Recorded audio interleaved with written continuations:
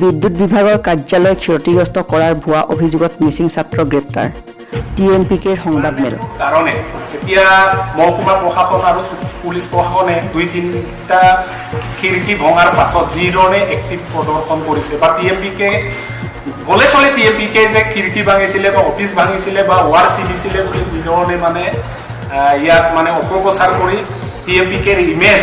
টিএমপিকেৰ যিখিনি মান সন্মান গুণ্ডাগিৰি সজাবলৈ গৈ আছে টিএমপিকে মানে শেষ কৰাৰ ৰাজনৈতিক ষড়যন্ত্ৰ আহি পৰিছে বুলি আমি অনুমান কৰিব পাৰিছোঁ যিহেতু এছডিঅ প্ৰশাসন বা এছডিপিঅ আমাৰ মোহনলাল মীনাচাৰী যিধৰণে আমাৰ লিডাৰ কৰ্মীক গাতে পাতে লগ পায় য'তেই লগ পাইছে যিধৰণে চাৰ্চ কৰিছে যিটো ষ্টাইলত মানে আমাক ক'বলৈ আৰম্ভ কৰিছে আমাৰ ল'ৰাক যধে মধে মানে ধৰিবলৈ চেষ্টা কৰিছে যিমান আমাৰ কৰ্মকৰ্তা আছে গোটেই কৰ্মকৰ্তাক লিডাৰসকলৰ নাম মানে কি বুলি কয় এইটো থানাত মানে এজাহাৰৰ লিষ্টত ভৰাবলৈ গৈ আছে সেইখিনিত আমি এটা উমান এটা পাইছোঁ ইয়াত ৰাজনৈতিক তৃতীয় শক্তি এটা আছে আমাৰ ৰাজনৈতিক যিখিনি পৰিৱেশ পৰিস্থিতি এতিয়া জাতীয় সংগঠন আৰু এটেম্প টু মাৰ্ডাৰ বুলি দিছে এটেম্প টু মাৰ্ডাৰটোতো তাত কোনো এজন মানে মানে জনপ্ৰাণী তাত নাই ৰাতিটোত নাথাকেই আৰু সিহঁতৰ পিয়ন বুলিবলৈ নাই ৰাইজেটো জানে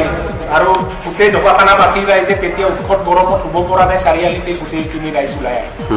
আৰু ৰাতি বুলিবলৈ 11-12 বজা নাই তেতিয়া 10 বাজিছে 10 বজাততো মানুহে নুশুৱে ফেন থাকিলেও কাৰেণ্ট থাকক আপোনাৰ এচি থাকক 10 বজাত মানুহে নুশুৱে গতিকে সেইখিনিত ৰাজনৈতিক ষড়যন্ত্ৰ অভিসন্ধিত আমাক মানে শেষ কৰাৰ এটা ৰাজনৈতিক চক্ৰ এটা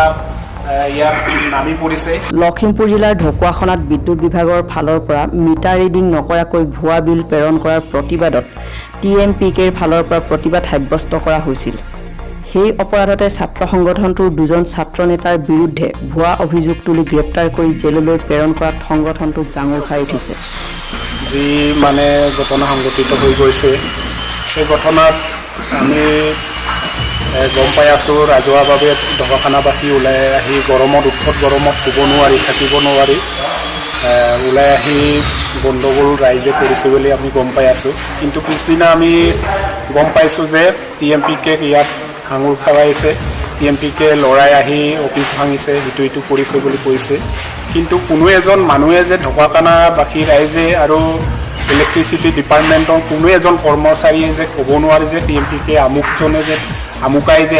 আহি ৱাৰ ভাঙিছে গিলাচ ভাঙিছে এইবোৰ ক'ব নোৱাৰে ঢকুৱাখানাৰ জনজাতিক কৃষ্টি ভৱনত টিএমপিকেৰ বহুসংখ্যক নেতা কৰ্মীয়ে সংবাদমেল সম্বোধন কৰি ছাত্ৰ নেতা দুজনক শীঘ্ৰে বিনা চৰ্তে মুকলি কৰি দিয়াৰ দাবী উত্থাপন কৰে অন্যথা ছাত্ৰ সংগঠনটোৰ শীৰ্ষ নেতৃত্বই প্ৰতিবাদী আন্দোলন গঢ়ি তোলাৰ হুংকাৰ দিয়ে ঢকুৱাখানাৰ পৰা ঘনকান্ত দলে আছাম নিউজ এনিটাইম